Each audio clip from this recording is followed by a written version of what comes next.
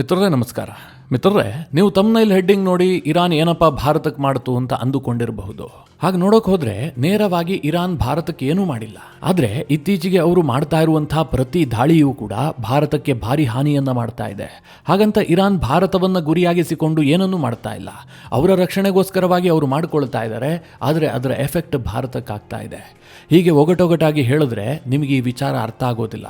ಮಿತ್ರರೇ, ಈ ಮಿಡಲ್ ಈಸ್ಟ್ನ ಯುದ್ಧ ಇದೆಯಲ್ಲ, ಇದು ನಿರ್ಣಾಯಕ ಹಂತಕ್ಕೆ ಬಂದಿದೆ.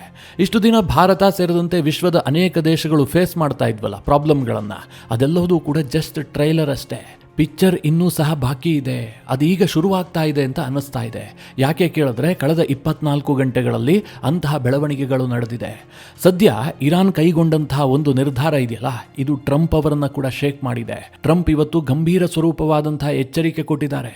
ಮಿತ್ರರೇ, ಭಾರತಕ್ಕೆ ಇಷ್ಟು ದಿನ ಕಾಡಿದಂತಹ ಗ್ಯಾಸ್ ಸಮಸ್ಯೆ ಇದೆಯಲ್ಲ, ಇದು ಸಮಸ್ಯೆಯೇ ಅಲ್ಲ. ಇದಕ್ಕಿಂತಲೂ ಗಂಭೀರ ಸ್ವರೂಪದ ಸಮಸ್ಯೆಯನ್ನ ಭಾರತ ಸೇರಿದಂತೆ ವಿಶ್ವದ ಅನೇಕ ದೇಶಗಳು ಎದುರಿಸ್ತವೆ. ಅಂತಹ ಒಂದು ಕೆಟ್ಟ ಬೆಳವಣಿಗೆ ಪಶ್ಚಿಮ ಏಷ್ಯಾದಲ್ಲಿ ಸಂಭವಿಸಿದೆ. ಇದು ಬಹಳ ಇಂಪಾರ್ಟೆಂಟ್ ವಿಚಾರ. ಇಷ್ಟು ದಿನ ಅಲ್ಲಿ ದಾಳಿ ಆಯ್ತು, ಇಲ್ಲಿ ದಾಳಿ ಆಯ್ತು, ನಾವು ಕೂಡ ಹೇಳ್ತಾ ಇದ್ವಿ, ನೀವು ಕೇಳ್ತಾ ಇದ್ರಿ. ಆದ್ರೆ ಈಗ ಈ ಯುದ್ಧ ಅದೆಲ್ಲದಕ್ಕಿಂತ ಗಂಭೀರ ಹಂತಕ್ಕೆ ತಲುಪಿದೆ. ಅದರ ಬಗ್ಗೆ ನಾನು ಈ ವಿಡಿಯೋದಲ್ಲಿ ಸ್ವಲ್ಪ ಡೀಟೇಲ್ ಆಗಿ ಮಾಹಿತಿ ಕೊಡ್ತೀನಿ. ನೀವು ಈ ವಿಡಿಯೋನ ಕೊನೆವರೆಗೂ ಮಿಸ್ ಮಾಡದೆ ನೋಡಿ. ಮಿತ್ರರೇ, ಈ ಪರ್ಷಿಯನ್ ಗಲ್ಫ್ನ ಪ್ರಾಮುಖ್ಯತೆ ನಿಮಗೆಲ್ಲ ಗೊತ್ತೇ ಇದೆ. ಇದು ಇಡೀ ವಿಶ್ವದ ಎನರ್ಜಿಯ ಮೂಲ. ಆದ್ರೆ ಆ ಇಡೀ ಪರ್ಷಿಯನ್ ಗಲ್ಫ್ನ ಹೃದಯ ಯಾವುದು ಕೇಳಿದ್ರೆ ಸೌತ್ ಪಾಸ್ ಮತ್ತು ನಾರ್ತ್ ಡೋಮ್. ಇದು ಪರ್ಷಿಯನ್ ಗಲ್ಫ್ ಸಮುದ್ರ ಇದೆಯಲ್ಲ, ಅದರಲ್ಲಿ ಬರುವಂತಹ ಒಂದು ಗ್ಯಾಸ್ನ ಭಂಡಾರ. ಇಲ್ಲಿ ಎಷ್ಟಪ್ಪ ಗ್ಯಾಸ್ ರಿಸರ್ವ್ ಇದೆ ಅಂತಂದ್ರೆ, ಇಡೀ ವಿಶ್ವದಲ್ಲಿ ಎಷ್ಟು ಗ್ಯಾಸ್ ರಿಸರ್ವ್ ಇದೆಯಲ್ಲ ಅದರಲ್ಲಿ 20% ಇರುವಂತಹದ್ದು ಈ ಸೌತ್ ಪಾಸ್ ಮತ್ತು ನಾರ್ತ್ ಡೋಮ್ ಪ್ರದೇಶದಲ್ಲೇ. ಏನಿದು ಸೌತ್ ಪಾಸ್ ಮತ್ತು ನಾರ್ತ್ ಡೋಮ್ ಅಂತ ಕೇಳಿದ್ರೆ, ಪರ್ಷಿಯನ್ ಗಲ್ಫ್ ಸಮುದ್ರದ ಆಳದಲ್ಲಿರುವಂತಹ ಈ ಗ್ಯಾಸ್ ರಿಸರ್ವ್ ಅನ್ನ ಕತಾರ್ ಮತ್ತು ಇರಾನ್ ಎರಡೂ ದೇಶಗಳು ಕೂಡ ಹಂಚಿಕೊಂಡಿದ್ದಾವೆ. ಇರಾನ್ ವ್ಯಾಪ್ತಿಗೆ ಬರುವಂತಹ ಗ್ಯಾಸ್ ರಿಸರ್ವ್ ಅನ್ನ ಸೌತ್ ಪಾಸ್ ಅಂತ ಕರೆದ್ರೆ, ಕತಾರ್ ವ್ಯಾಪ್ತಿಗೆ ಬರುವಂತಹ ಗ್ಯಾಸ್ ರಿಸರ್ವ್ ಅನ್ನ ನಾರ್ತ್ ಡೋಮ್ ಅಂತ ಕರೆಯಲಾಗುತ್ತೆ. ಇಲ್ಲಿರುವಂತಹ ಒಟ್ಟು ಗ್ಯಾಸ್ ರಿಸರ್ವ್ ನಲ್ಲಿ ಇರಾನ್ 1/3 ಭಾಗದ ಶೇರ್ ಅನ್ನು ಹೊಂದಿದ್ರೆ, ಕತಾರ್ 2/3 ಭಾಗದ ಶೇರ್ ಅನ್ನು ಹೊಂದಿದೆ. ಇರಾನ್ ಈ ಗ್ಯಾಸ್ ಫೀಲ್ಡ್ ನಲ್ಲಿ ಸಿಗುವಂತಹ ಗ್ಯಾಸ್ ಅನ್ನ ಡೊಮೆಸ್ಟಿಕ್ ಯೂಸ್ಗೆ ಬಳಸ್ಕೊಳ್ಳುತ್ತೆ. ಕತಾರ್ ಮಾತ್ರ ಇದನ್ನ ಎಕ್ಸ್ಪೋರ್ಟ್ ಮಾಡುತ್ತೆ. Japan, south Korea, China, Bharat, ಹೀಗೆ ಏಷ್ಯಾದ ಅನೇಕ ದೇಶಗಳು ಜೊತೆಗೆ ಯುರೋಪ್ನ ದೇಶಗಳಿಗೂ ಕೂಡ ಕತಾರ್ ಇಲ್ಲಿಂದ ಗ್ಯಾಸ್ ಅನ್ನ ಎಕ್ಸ್ಪೋರ್ಟ್ ಮಾಡುತ್ತೆ. ಈಗ ಅಮೆರಿಕ ಮತ್ತು ಇರಾನ್ ನಡುವೆ ನಡೀತಾ ಇರುವಂತಹ ಈ ಟಿಟ್ ಫಾರ್ ಟ್ಯಾಟ್ ವಾರ್ ನಲ್ಲಿ ಈ ಗ್ಯಾಸ್ ಫೀಲ್ಡ್ಗೆ ಬೆಂಕಿ ಬಿದ್ದಿದೆ. ನಿಮಗೆಲ್ಲ ಗೊತ್ತಿರುವ ಹಾಗೆ ನಿನ್ನೆ ಇಸ್ರೇಲ್ ಇರಾನ್ನ ಸೌತ್ ಪಾಸ್ ಗ್ಯಾಸ್ ಫೀಲ್ಡ್ ಮೇಲೆ ಅಟ್ಯಾಕ್ ಮಾಡುತ್ತೆ. ಯಾಕೆ ಇಸ್ರೇಲ್ ಇದನ್ನ ಗುರಿ ಮಾಡಿತ್ತು ಕೇಳಿದ್ರೆ, ಇವತ್ತು ಇರಾನ್ನಲ್ಲಿ ವಿದ್ಯುತ್ ತಯಾರಾಗಬೇಕು ಅಂತಂದ್ರೆ ಅದಕ್ಕೆ ಬೇಕಾದಂತಹ ಗ್ಯಾಸ್ ಈ ಸೌತ್ ಪಾಸ್ ನಿಂದಲೇ ಹೋಗಬೇಕು. ಸೌತ್ ಪಾಸ್ ನಲ್ಲಿ ಸಿಗುವಂತಹ ಬಹುತೇಕ ಗ್ಯಾಸ್ ಅನ್ನ ಇರಾನ್ ತನ್ನ ಡೊಮೆಸ್ಟಿಕ್ ಯೂಸ್ಗೆ ಬಳಸ್ಕೊಳ್ಳುತ್ತೆ. ಇದನ್ನ ಡಿಸ್ಟರ್ಬ್ ಮಾಡಿದ್ದೇ ಆದ್ರೆ ಇರಾನ್ಗೆ ಬಹಳ ದೊಡ್ಡ ಡ್ಯಾಮೇಜ್ ಆಗುತ್ತೆ. ಇರಾನ್ ಕತ್ತಲಲ್ಲಿ ಮುಳುಗುತ್ತೆ ಅನ್ನುವಂಥದ್ದು ಇಸ್ರೇಲ್ನ ಲೆಕ್ಕಾಚಾರ.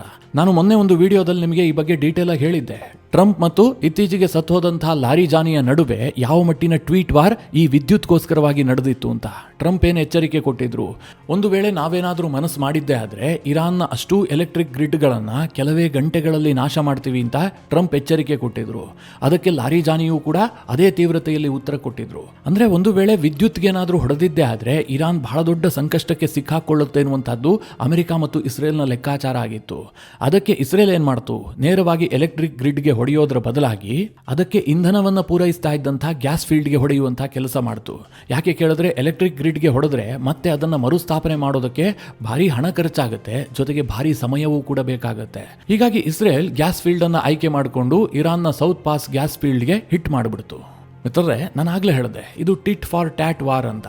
ಇಸ್ರೇಲ್ ಯಾವುದನ್ನ ಟಾರ್ಗೆಟ್ ಮಾಡುತ್ತೋ ಅಥವಾ ಅಮೆರಿಕ ಯಾವುದನ್ನ ಟಾರ್ಗೆಟ್ ಮಾಡುತ್ತೋ ಅದಕ್ಕೆ ಪ್ರತಿಯಾಗಿ ಪರ್ಷಿಯನ್ ಗಲ್ಫ್ನ ರಾಷ್ಟ್ರಗಳನ್ನ ಇರಾನ್ ಟಾರ್ಗೆಟ್ ಮಾಡುತ್ತೆ. ಈಗ ಇರಾನ್ನ ಗ್ಯಾಸ್ ಫೀಲ್ಡ್ಗೆ ಇಸ್ರೇಲ್ ಹೊಡಿತಿದ್ದ ಹಾಗೆ ಅತ್ತ ಕಡೆಯಲ್ಲಿ ಇರಾನ್ ಏನ್ ಮಾಡಿದೆ ಅಂತಂದ್ರೆ, ಪರ್ಷಿಯನ್ ಗಲ್ಫ್ನ ಅತ್ಯಂತ ಇಂಪಾರ್ಟೆಂಟ್ ಆದಂತಹ ನಾರ್ತ್ ಡೋಮ್ ಗ್ಯಾಸ್ ಫೀಲ್ಡ್ಗೆ ಇರಾನ್ ಹಿಟ್ ಮಾಡಿದೆ. ಮುಖ್ಯವಾಗಿ ಕತಾರ್ ದೇಶದ ರಾಸ್ ಲಫಾನ್ ಗ್ಯಾಸ್ ಫೀಲ್ಡ್ ಅನ್ನು ಗುರಿಯಾಗಿಸಿ ಇರಾನ್ ದಾಳಿ ಮಾಡಿದೆ. ಈ ದಾಳಿಯಲ್ಲಿ ರಾಸ್ ಲಫಾನ್ಗೆ ಭಾರಿ ಪ್ರಮಾಣದಲ್ಲಿ ಹಾನಿಯಾಗಿದೆ ಅಂತ ಕತಾರ್ ಹೇಳ್ಕೊಂಡಿದೆ.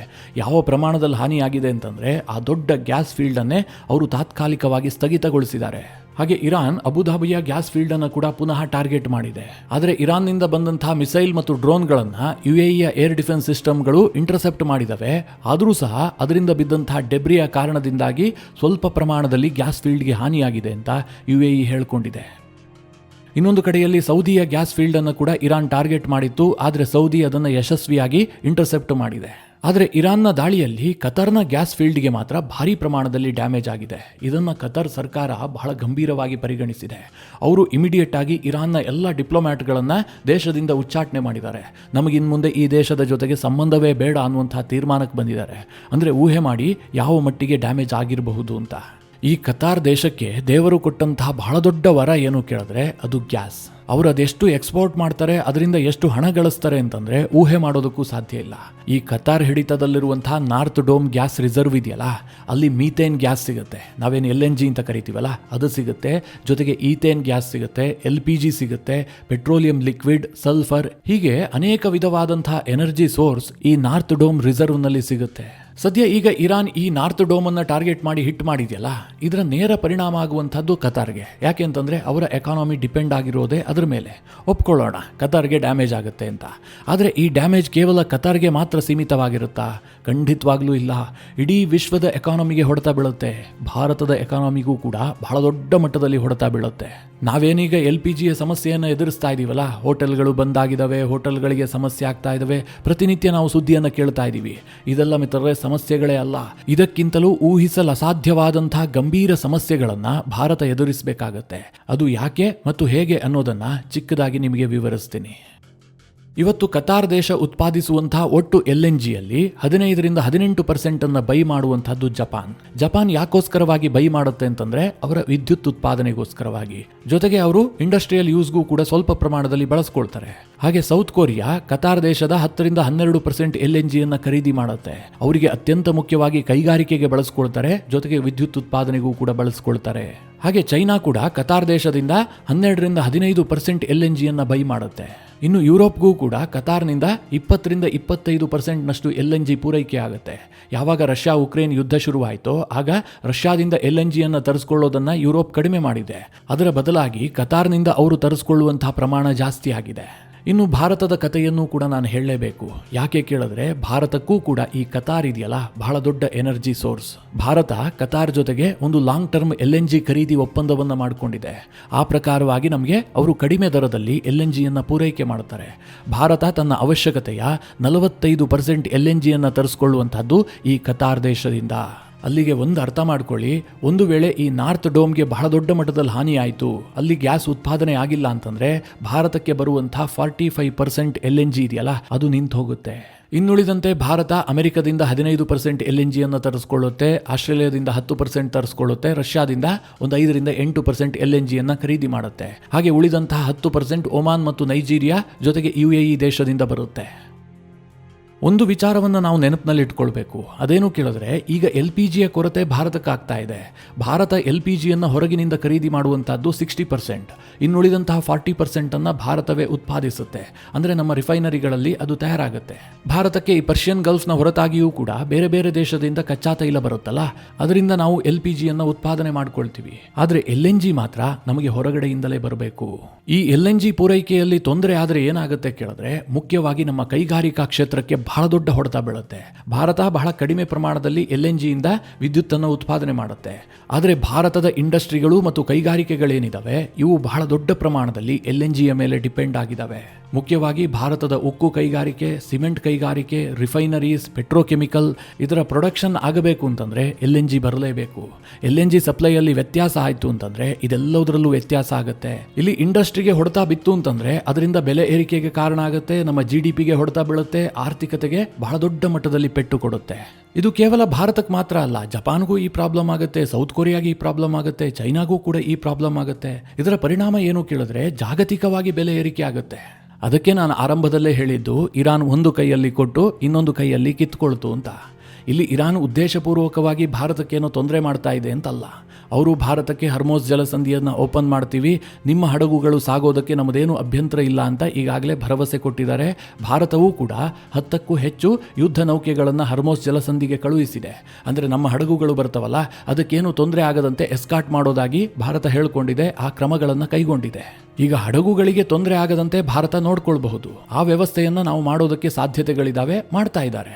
ಈಗ ಉತ್ಪಾದನೆಯೇ ನಿಂತು ಹೋದ್ರೆ ಭಾರತ ಏನ್ ಮಾಡೋದಕ್ಕೆ ಸಾಧ್ಯ?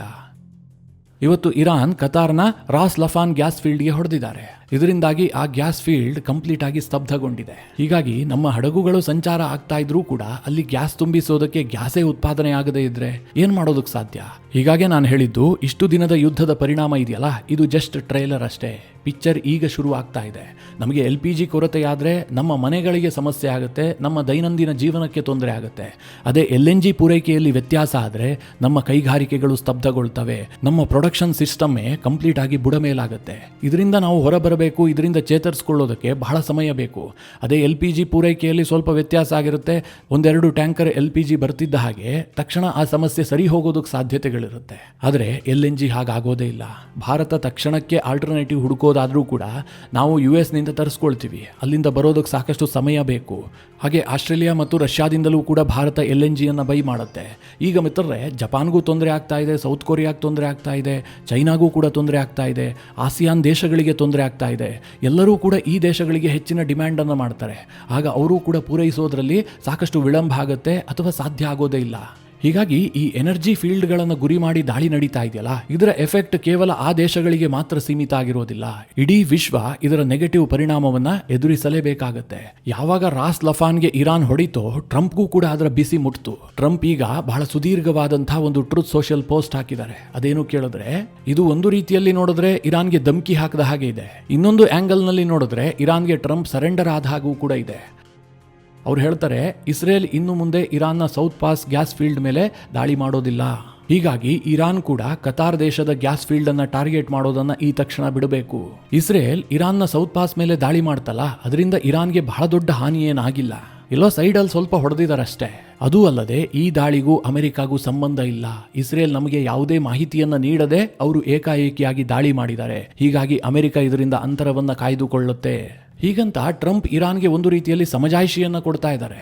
ಯಾಕೆ ಟ್ರಂಪ್ ಕಡೆಯಿಂದ ಈ ಹೇಳಿಕೆ ಬಂತು ಕೇಳಿದ್ರೆ, ಇರಾನ್ ಕೂಡ ಎಚ್ಚರಿಕೆ ಕೊಟ್ಟಿದೆ. ಮುಂದಿನ ಕೆಲ ಗಂಟೆಗಳಲ್ಲಿ ಸೌದಿ, ಕತಾರ್, UAE ಈ ದೇಶದ 5 ಪ್ರಮುಖ ಗ್ಯಾಸ್ ಫೀಲ್ಡ್ ಅನ್ನು ಗುರಿಯಾಗಿಸಿ ನಾವು ದಾಳಿ ಮಾಡ್ತೀವಿ, ಹೀಗಂತ ಇರಾನ್ ಎಚ್ಚರಿಸಿದೆ. ಇದು ಸಹಜವಾಗಿ ಟ್ರಂಪ್ ಅವರನ್ನ ಭಾರಿ ಒತ್ತಡಕ್ಕೆ ಸಿಕ್ಕಾಕ್ಸಿದೆ. ಹಾಗೆ ಟ್ರಂಪ್ ಮುಂದುವರೆದು ಇನ್ನೊಂದು ಮಾತನ್ನ ಕೂಡ ಹೇಳಿದ್ದಾರೆ. ಇಸ್ರೇಲ್ ಇನ್ನು ಮುಂದೆ ಇರಾನ್ನ ಸೌತ್ ಫೀಲ್ಡ್ನ ಮೇಲೆ ಯಾವುದೇ ದಾಳಿಯನ್ನ ಮಾಡೋದಿಲ್ಲ, ಆ ಭರವಸೆಯನ್ನ ನಾನು ಕೊಡ್ತೀನಿ. ಆದರೆ ಇರಾನ್ ಏನಾದರೂ ನಿರಪರಾಧಿಯಾದಂತಹ ಕತಾರ್ ಮೇಲೆ ಏನಾದರೂ ದಾಳಿ ಮಾಡಿದ್ದೇ ಆದರೆ ನಾವು ಇರಾನ್ನ ಇಡೀ ಸೌತ್ ಪಾಸ್ ಅನ್ನ ನಾಶ ಮಾಡಿಬಿಡ್ತೀವಿ, ಹೀಗಂತ ಟ್ರಂಪ್ ಇರಾನ್ಗೆ ಒಂದು ಧಮಕಿಯನ್ನ ಕೂಡ ಹಾಕಿದ್ದಾರೆ. ಮಿತ್ರರೇ, ಯುದ್ಧ ಅಂತಂದ್ರೆ ಒಂದು ಆಟ ಅಲ್ಲ. ಈ ಯುದ್ಧ ಮುಗಿದ ಬಳಿಕವೂ ಕೂಡ ಇರಾನ್ ಸಹ ಬದುಕಬೇಕು, ಇಡೀ ವಿಶ್ವ ಬದುಕಬೇಕು. ಹೀಗಾಗಿ ನಾವು ಯಾವುದಕ್ಕೆ ದಾಳಿ ಮಾಡಬೇಕು, ಯಾವುದಕ್ಕೆ ದಾಳಿ ಮಾಡಬಾರದು ಅನ್ನುವಂತಹ ರೆಸ್ಪಾನ್ಸಿಬಿಲಿಟಿ ಎರಡೂ ದೇಶಗಳಿಗಿರಬೇಕು. ಇಸ್ರೇಲ್ ಕೂಡ ಏಕಾಏಕಿಯಾಗಿ ಇರಾನ್ನ ಅಸೆಟ್, ಅಂದ್ರೆ ಅಲ್ಲಿನ ಜನರಿಗೆ ಸೇರಿದಂತಹ ಅಸೆಟ್ ಅನ್ನ ದಾಳಿ ಮಾಡೋದಿದೆಯಲ್ಲ, ಅದು ಬಹಳ ದೊಡ್ಡ ತಪ್ಪು. ಅಮೆರಿಕ ಹೇಳ್ತಾ ಇದೆ ಗ್ಯಾಸ್ ಫೀಲ್ಡ್ಗೆ ಹೊಡೆದಿದ್ದಕ್ಕೂ ನಮಗೂ ಸಂಬಂಧ ಇಲ್ಲ ಅಂತ. ಇದು ಊಸುರುವಳ್ಳಿ ನಾಟಕ ಅಷ್ಟೇ. ಯಾಕೆಂದ್ರೆ ಅಮೆರಿಕ ಯಾವತ್ತೂ ಕೂಡ ತಪ್ಪಿಗೆ ಸಿಕ್ಕಾಕೊಳ್ಳೋದಿಲ್ಲ. ಅಮೆರಿಕದ ಅಣತಿ ಇಲ್ಲದೆ ಆ ದಾಳಿ ನಡೆದಿದೆ ಅಂತಂದ್ರೆ ಒಪ್ಪೋದಕ್ಕೆ ಸಾಧ್ಯ ಇಲ್ಲ. ಹೀಗಾಗಿ ಅಮೆರಿಕ, ಇರಾನ್, ಇಸ್ರೇಲ್ ಮೂರೂ ದೇಶಗಳು ಕೂಡ ಸ್ವಲ್ಪನಾದರೂ ರೆಸ್ಪಾನ್ಸಿಬಿಲಿಟಿಯನ್ನು ಇಟ್ಕೊಂಡು ಮುಂದಿನ ಭವಿಷ್ಯವನ್ನು ಯೋಚನೆ ಮಾಡಿಕೊಂಡು ಯುದ್ಧದಲ್ಲಿ ಮುಂದುವರಿಯುವಂತಹದ್ದು ಜಗತ್ತಿಗೆ ಕ್ಷೇಮ. ಯಾರೇ ಗೆದ್ರೂ ಕೂಡ ಸ್ಮಶಾನದಲ್ಲಿ ಗೆಲುವನ್ನು ಆಚರಿಸಿಕೊಳ್ಳುವಂತಹ ಸ್ಥಿತಿ ನಿರ್ಮಾಣ ಆಗಬಾರದು. ಆದರೆ ವಿಪರ್ಯಾಸ ಏನು ಕೇಳಿದ್ರೆ, ಪ್ರತಿ ಯುದ್ಧದ ಎಂಡ್ ಕೂಡ ಅದೇ ರೀತಿಯಲ್ಲಿ ಆಗುತ್ತೆ. ಒಟ್ಟಿನಲ್ಲಿ ಮಿತ್ರರೇ, ಕಳೆದ 24 ಗಂಟೆಗಳಲ್ಲಿ ಪಶ್ಚಿಮ ಏಷ್ಯಾ ಯುದ್ಧದಲ್ಲಿ ಆದಂತಹ ಡೆವಲಪ್ಮೆಂಟ್ಗಳಿದಾವಲ್ಲ, ಇದು ಭಾರತಕ್ಕಂತೂ ಪೂರಕವಾಗಿಲ್ಲ.